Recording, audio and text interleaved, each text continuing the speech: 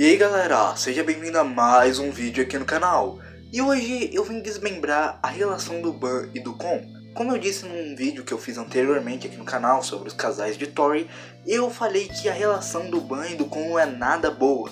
Muito pelo contrário, a relação desses dois personagens é péssima e prejudicial para ambos os dois.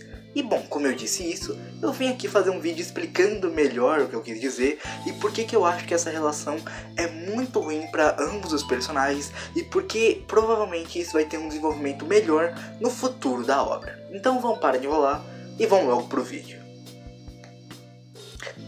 Beleza galera, o Kon Agero e o Ban.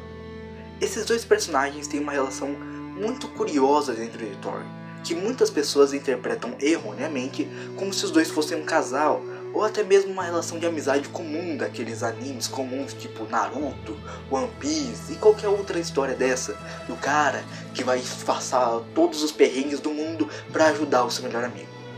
Só que em Tori, meu querido, o buraco é muito mais embaixo. A relação desses dois personagens não é nada normal, muito pelo contrário, é uma relação péssima e que prejudica completamente o desenvolvimento desses dois personagens, tanto em poder, tanto em mentalidade, tanto em capacidade, tanto em conhecimento, tudo é prejudicado por causa dessa relação extremamente ruim desses dois personagens, que não é algo muito visível, mas está subentendido dentro dessa trama, e eu vou desmembrar isso para você nesse vídeo. Então vamos começar. Para entendermos melhor porque essa relação dos dois é tão ruim, temos que entender primeiro a história de ambos os personagens, porque isso explica muito quem eles são atualmente. Vamos começar com o Ban. O Ban, ele é um personagem que não teve relações com outros seres humanos, a não ser a Rachel, que sempre viveu afastado em uma caverna e não tem conhecimento do mundo externo. Então todas as relações que ele constrói dentro da torre não são relações posteriores, depois de uma aprendizagem de vida. Não, são as primeiras relações que ele tem, os primeiros contatos que ele tem com outros seres humanos além da Rachel. Então aquilo ali é novo para ele. E guardem essa informação, é muito importante. O Kon Agero, por outro lado, é o filho de um chefe de família, é um grande estrategista e um gênio em diversos setores.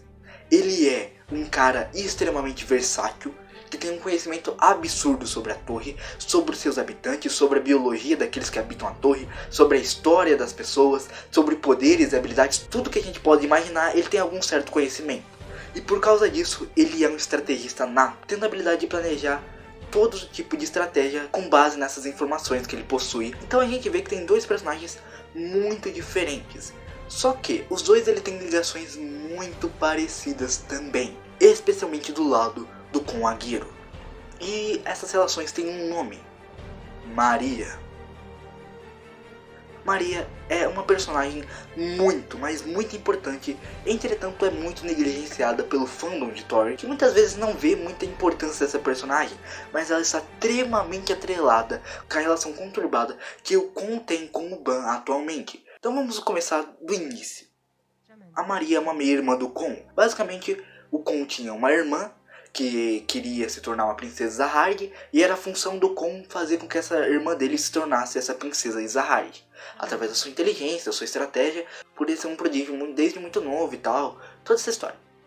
Só que o Kon Agero, ele acabou se identificando muito mais com a Maria, que não era sua irmã biológica, mas fazia parte da família Kon, e era extremamente gentil e bondosa e tal, alguém que a qual ele criou um vínculo muito maior do que a sua irmã biológica. E por isso, ele, em vez de fazer com que a sua irmã biológica se tornasse uma princesa Zahard, ele fez com que a Maria se tornasse uma princesa Zahard, contradizendo toda a lógica das coisas que deveriam acontecer. E por causa disso ele começou a ser acusado de um monte de coisa. Ele acabou sendo de certo modo expulso da família, ele acabou tendo a sua vida completamente prejudicada por causa disso, e ele se tornou alguém muito mais rancoroso, porque ele, além de ter traído a sua família, ele descobriu que a Maria também tinha traído ele.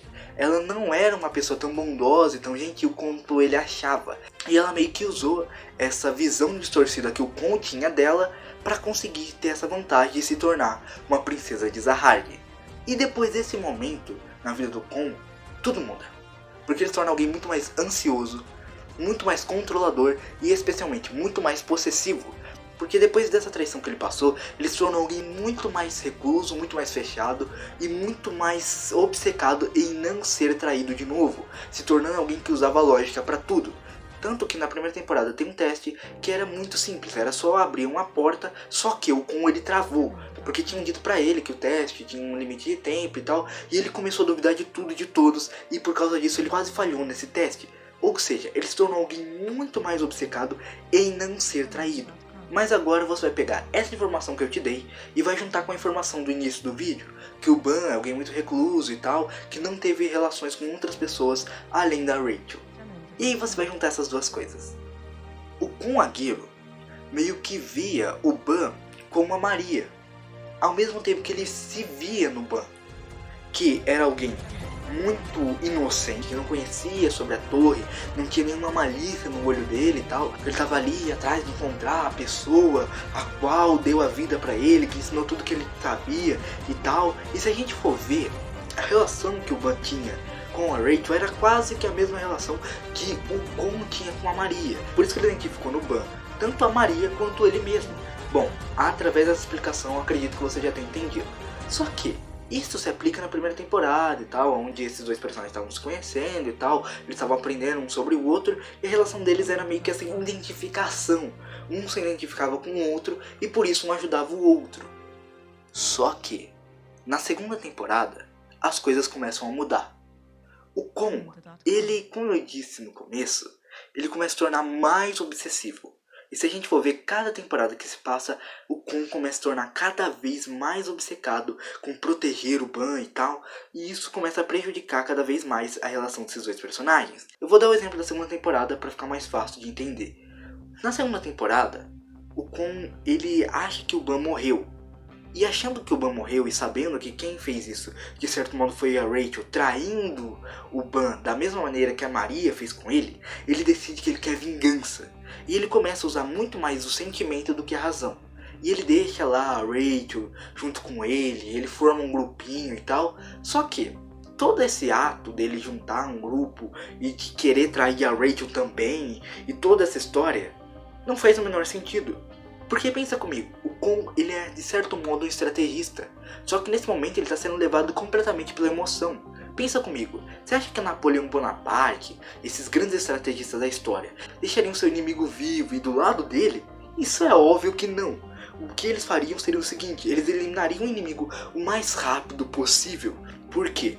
Quanto mais tempo o inimigo fica do seu lado e ele se encontra vivo, mais tempo ele tem para bolar uma estratégia e uma hora descobrir o que você está pensando em fazer. E por isso deixar esse seu adversário perto de você é uma estratégia muito burra, mas é a estratégia que o Kon usa, porque ele está completamente sugado pelo ódio e pelo rancor que ele tinha, mostrando assim que ele não superou a morte do Ban, muito pelo contrário, ele se tornou alguém muito mais ranzinza, muito mais irritado, ele se tornou alguém muito pior do que ele era na primeira temporada, se tornando mais obcecado com essa vingança, e essa raiva que ele tem da Rachel se consolida através das temporadas, continuamente e sempre sendo mostrado cada vez mais, mostrando que os dois eles se odeiam. Só que o que importa nessa parte não é bem isso, mas é que quando o Kon e o Ban eles se reencontram, o Kon ele começa a se tornar alguém mais possessivo com o Ban. Você lembra que eu disse que o Ban nunca teve uma relação com outra pessoa além da Rachel? Então, pro Ban, o Kon naquele momento ele só estava tentando ajudar ele, tentando fazer com que ele alcançasse seus objetivos. Porque era isso que ele fez na primeira temporada. E ele achava que esse sentimento de tentar fazer o Ban conseguir progredir era a mesma coisa que o Kon estava sentindo até agora. Só que não era bem isso. O Kon ele queria proteger o Ban do mundo externo, porque ele sentiu que ele não conseguiu controlar tudo que estava ao seu redor. Ele sentiu que ele falhou em proteger alguém pela qual ele se importava. Só que o Kon, ele não vê o Ban como um indivíduo. Ele vê o Ban como alguém que deve ser protegido a todo custo. Alguém que ele já perdeu uma vez e que ele não vai deixar que isso aconteça de novo. A gente sabe que o Kon é um cara extremamente possessivo. E a gente sabe disso porque ele fala isso. Quando a gente tem na segunda temporada, quando o Kon ele tá quase se encontrando com o Ban, tem uma cena onde ele fala o seguinte: eu sou um portador da luz, não porque é só isso que eu sei fazer, mas porque eu gosto de dar ordens. Ou seja, o Kon mostra mais uma vez que ele é alguém extremamente possessivo, alguém que não quer perder o Ban. O Ban é alguém que ele criou um vínculo emocional não positivo, mas sim um vínculo emocional parasitário. Alguém que ele vê como algo que deve ser protegido e mantido longe do mundo externo, porque é algo que ele já perdeu uma vez e ele não quer perder de novo.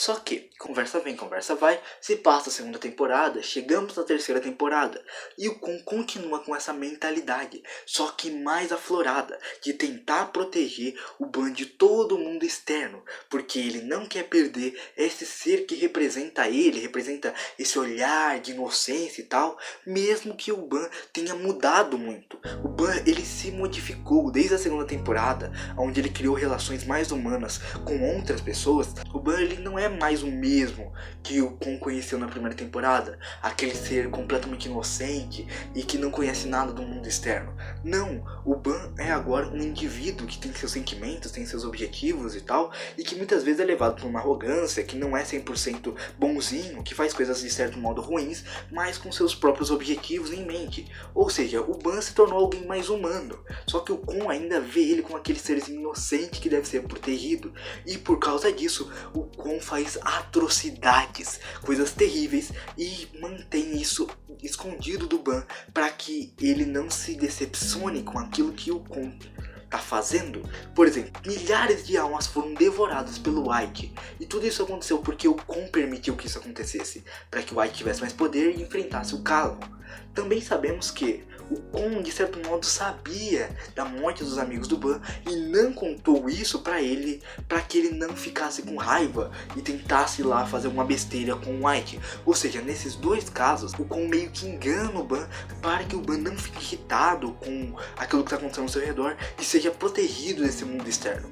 Ou seja, o Kon é uma grande barreira pro Ban conseguir se tornar alguém mais humano, se tornar alguém mais forte, porque o Kon sempre impede que o Ban enfrente as adversidades que ele deveria enfrentar, e por causa disso sempre o Ban é colocado em situações a qual ele não precisava estar. Se o Kon parasse de tentar proteger o Ban de tudo que acontece ao seu redor, o Ban se tornaria alguém mais poderoso, mais forte e mais capacitado para lidar com os problemas, e sendo uma pessoa muito mais realista, sabendo lidar mais com aquilo que acontece ao redor e sendo muito mais poderoso, porque ele teria noção daquilo que ele pode ou não fazer, quais são seus próprios limites. Só que o Kon, com essa obsessão que ele tem em proteger o Ban e de não perder esse ser que de certo modo representa a Maria e a si mesmo, ele literalmente estraga completamente a vida do Ban, mostrando assim que a relação que o Kon tem para com o Ban é completamente parasitária e horrível para ambos os personagens. E por isso que eu acho que logo os dois personagens vão para campos diferentes, cada um vai seguir seu próprio caminho. O Ban vai se afastar do Kon por causa dessa relação parasitária que os dois têm, e o Kon finalmente vai perceber que tudo aquilo que ele está fazendo não está ajudando o Ban, muito pelo contrário, está o prejudicando. E assim, ambos os dois personagens provavelmente vão evoluir, cada um do seu jeito, cada um da sua forma, para que futuramente os dois possam se reencontrar e finalmente os dois terem uma relação normal de amizade, um ajudando o outro a superar os seus problemas e as suas dificuldades, como pessoas normais. E é por causa desses pequenos detalhes que eu acho que Tower of God é uma obra tão incrível, porque ela consegue trabalhar muito bem seus personagens e as suas subtramas, mesmo que sejam quase imperceptíveis para a maioria dos leitores. Bom galera, esse aqui foi o vídeo, muito obrigado para quem assistiu esse vídeo até aqui, que você possa se inscrever, deixar o like, compartilhar para quem você sabe que gosta de Tower of God. Muito obrigado pelo seu visu e até o próximo vídeo, valeu, tchau, fui!